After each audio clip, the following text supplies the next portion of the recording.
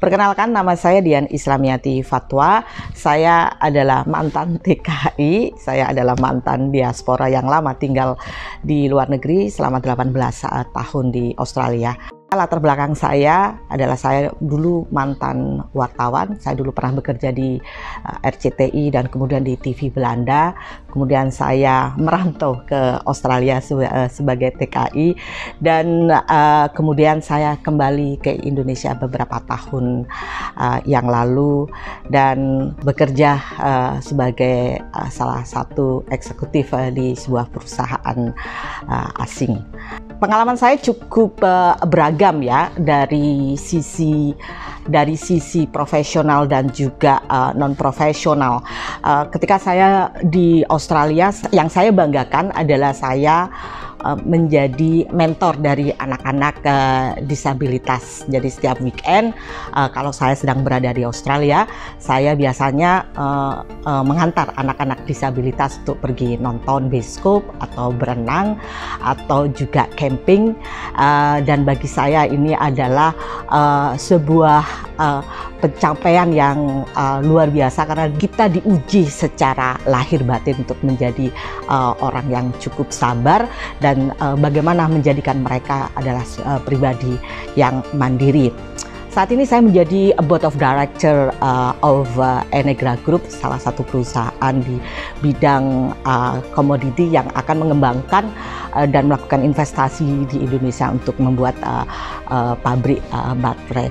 Yang bagi saya juga cukup bangga karena saya adalah satu-satunya wanita, tidak hanya satu-satunya dari Indonesia, tapi saya adalah satu-satunya dari Asia. Ini adalah pencapaian kebanggaan bagi saya sebagai seorang wanita dan yang mampu mencapai posisi di atas, di mana banyak dalam hegemoni male white domination, saya mampu melewati posisi tersebut. Saya sih sebetulnya lebih familiar atau lebih merasa comfortable bekerja sebagai seorang profesional, sebagai eksekutif daripada dianggap sebagai seorang wartawan. Saya sendiri punya sertifikat sebagai carbon accountant. Ketika saya di Australia, saya bekerja pro bono membantu teman-teman UMKM di sana untuk menghitung berapa carbon credit yang sebetulnya mereka bisa dapatkan. Karena tentu saja kalau membayar profesional untuk menghitung berapa karbon mereka, tentu itu menjadi sangat mahal. Ini pengalaman yang menarik sekali, sehingga ketika saya pernah membantu salah satu rumah sakit di Melbourne menghitung berapa carbon footprint mereka, dan akhirnya mereka menyadari betapa besar carbon footprint ini dan mencoba dalam manajemennya bagaimana mengelola sampah, dan ini bisa dikreditkan seperti itu. Alasan saya menjadi caleg sebetulnya sangat personal sekali karena ini adalah wasiat dari orang tua. Sebelum bapak saya meninggal, saya diminta untuk pulang ke Indonesia dan diamanatkan untuk menjadi penerus legasi beliau sebagai seorang politisi. Bapak saya adalah pendiri Partai PAN dan saya diminta untuk meneruskan tentu saja perjuangan beliau sebagai politisi untuk selalu bersama rakyat dan bisa membantu rakyat. Mudah-mudahan dengan saya melaksanakan amanat orang tua ini, saya pun mampu juga melaksanakan amanah yang diberikan masyarakat konstituen di wilayah saya untuk menjadi anggota legislator yang baik.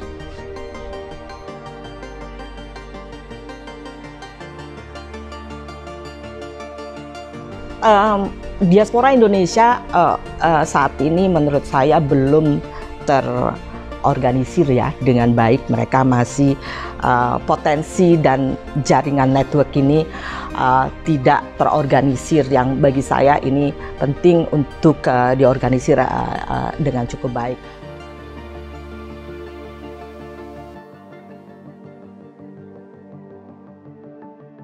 ada persoalan-persoalan yang dihadapi oleh teman-teman diaspora, terutama TKI ya, karena saya adalah Dewan Pembina Pertakina, adalah Persatuan Tenaga Kerja Indonesia Purna TKI dan juga keluarganya. Bagaimana saya melihat isu-isu yang dihadapi dan mereka harus berjalan sendirian. Sebagai Dewan Pembina Pertakina, saya memberdayakan teman-teman Pertakina itu mulai dari TKI yang ada di luar negeri dan juga keluarganya yang ada di Indonesia, termasuk juga mereka yang purna menjadi purna TKI, karena tentu saja mereka menjadi orang yang tidak punya pekerjaan dalam sebuah ekosistem. Jadi misalnya yang sekarang sedang saya lakukan adalah memberdayakan mereka secara ekonomi. Mereka bikin rempeyek, bikin snack, kemudian yang menjadi tenaga ekspedisi adalah suami, Pak Le, adik, mantan suami juga, dan itu menjadi tenaga ekspedisi untuk dikirimkan ke luar negeri, misalkan ke Hong Kong dan Taiwan, dan yang menjadi konsumennya adalah teman-teman TKI itu sendiri.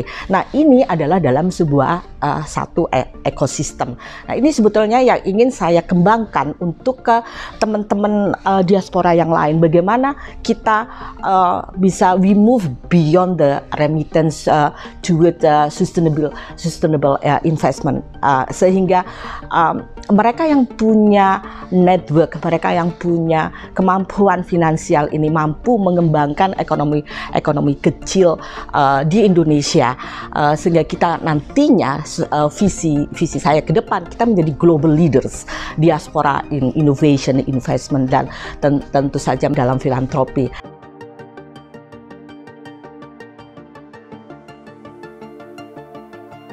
Nah, banyak sekali potensi-potensi ini yang belum dikembangkan karena kita bekerja secara silo.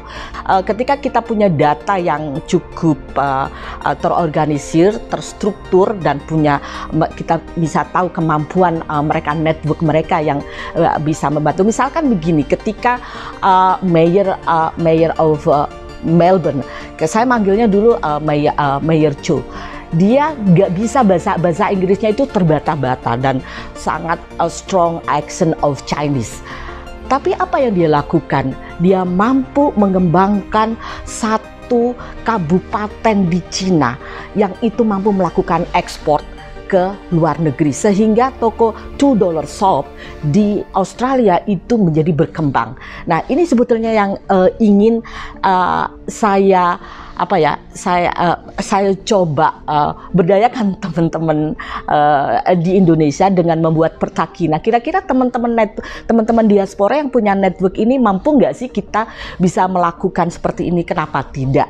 Karena itu yang sebetulnya dilakukan oleh Chinese diaspora. Mereka punya network in local country mereka, tapi mereka juga mampu mengembangkan potensi skill, potensi ekonomi yang sebetulnya sangat kecil, tapi mampu diberdayakan sehingga mampu mereka bisa menjadi eksportir juga.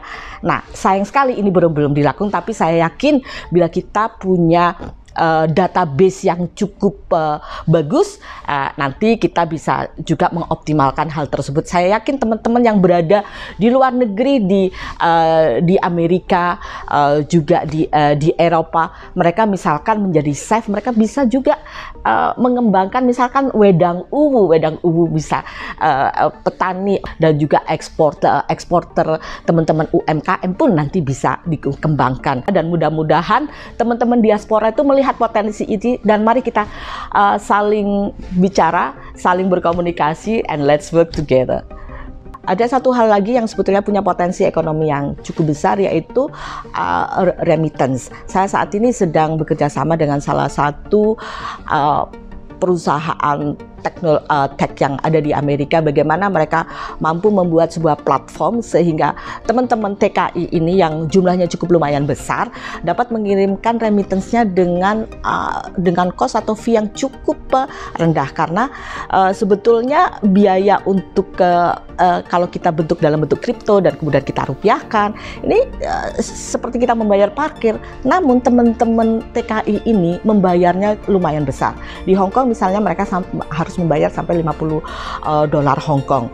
Kalau di Australia juga lumayan besar. Tapi kalau misalkan ini bisa kita reduce cost-nya, dan cost-nya ini bisa kita gunakan untuk membiayai kawan-kawan yang saat ini menghadapi persoalan hukum di negara lain, atau juga membiayai teman-teman Purna TKI yang saat ini menghadapi persoalan kesehatan. Nah, ini yang saya coba berdayakan, saya coba bagaimana kita mendapatkan profit dari hasil yang sebetulnya win-win ya, win-win untuk semuanya, dan juga bisa menjadi potensi yang cukup besar secara ekonomi, karena perusahaan-perusahaan remittance yang ada di beberapa di luar negeri mempunyai keuntungan yang luar biasa. Nah, ini yang coba saya bantu teman-teman bisa mendapatkan platform sehingga keuntungannya bagi teman-teman Pertakina atau bagi teman-teman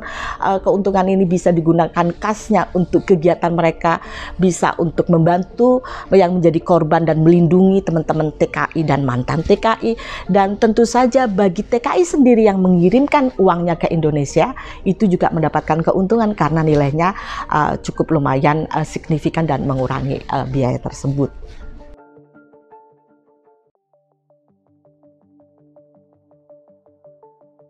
Salah satu hal yang menjadi concern saya adalah bagaimana kita menciptakan generasi emas pada tahun 2045. Nah, tentu saja untuk menciptakan generasi emas, kita perlu generasi yang punya kemampuan untuk menjadi generasi. Nah, ini perlu juga kita memberikan feeding. Karena itu saya mendukung dengan pemberian free lunch atau free breakfast kepada anak-anak usia sekolah. Kita tahu di banyak negara sudah memberikan free lunch, dan dalam banyak studi menunjukkan bagaimana output outcome dari pemberian free lunch atau free breakfast itu mempunyai dampak yang signifikan. Dan yang menarik dari hasil penelitian itu, anak-anak yang mendapatkan free lunch atau mendapatkan program tersebut, mereka yang kemudian menjadi ibu, anak-anaknya lahir dengan tinggi badan yang lebih tinggi, tidak seperti saya. Barangkali saya mungkin produk dari stunting itu sendiri. Nah, ini menarik sekali bahwa pada tahun 2045 nanti kita perlu menyiapkan diri sejak awal. Tentu banyak pertanyaan dari mana uangnya dan lain sebagainya, tapi it's another issue. Kita perlu memberikan perhatian terhadap pemberian makan gratis kan, dan juga perlu kita lihat dampak ekonomi bagi UMKM itu sendiri, karena setiap daerah nantinya akan tentu saja mereka harus menyiapkan beras, menyiapkan dapur umum. Ini tentu saja punya efek domino luar biasa besar. Petani juga nanti petani sayuran akan ada off-takernya, ada yang pasti dipastikan mereka akan membeli karena mereka tidak akan kesulitan untuk mencari pasar. Jelas siapa nanti ditujukan kepada siapa, dan ketika mereka tahu bahwa ini adalah diberikan kepada anak-anak, jelas saja kita juga akan mampu mengedukasi mereka bagaimana kita menyiapkan bahan makanan organik, sehingga tentu perlu ahli gizi juga untuk bisa menyajikan makanan-makanan sesuai dengan profil daerah masing-masing. Misalkan di Papua tentu kita akan berikan papeda, bukan nasi seperti ini. Kalau misalkan di Jawa tentu menjadi beras dan atau sagu gitu. Nah, ini kawan-kawan di daerah tidak akan kehilangan akar mereka karena mereka tetap bisa ikut makan sagu, dan tidak juga akan membantu pemerintah untuk impor beras terus, karena kebutuhan untuk makan mereka sudah terpenuhi dari sagu misalnya untuk Indonesia Timur. Teman-teman diaspora mempunyai suara yang cukup potensinya cukup besar dan tidak bisa diabaikan begitu saja. Dan saya pikir dengan potensi teman-teman yang ada di luar negeri, baik secara network dan juga kemampuan mereka di perusahaan-perusahaan asing, saya pikir kita perlu berkolaborasi. Mari kita saling berkomunikasi untuk membuat database. Saya pikir itu cukup penting. Let's work together together, let's have a collaboration secara bersama, sehingga kerjasama kita nantinya we have to move beyond remittance, we have to move just beyond conference. Bagaimana kita menjadikan ini sebagai action yang nyata, baik tentu saja bagi pengembangan teman-teman secara ekonomi. Saya lebih concern secara ekonomi ya, teman-teman yang ada di daerah-daerah mengembangkan ekonomi mereka, karena we have to move beyond remittance towards sustainable investment. Bagi kawan-kawan yang sudah melihat dan mendengarkan profil saya, mudah-mudahan berkenan untuk memilih saya. Insya Allah saya menjadi anggota DPR adalah memenuhi amanat orang tua. Insya Allah saya juga akan bisa memenuhi amanat kawan-kawan diaspora dan kawan-kawan konstituen di Jakarta Pusat dan Jakarta Selatan.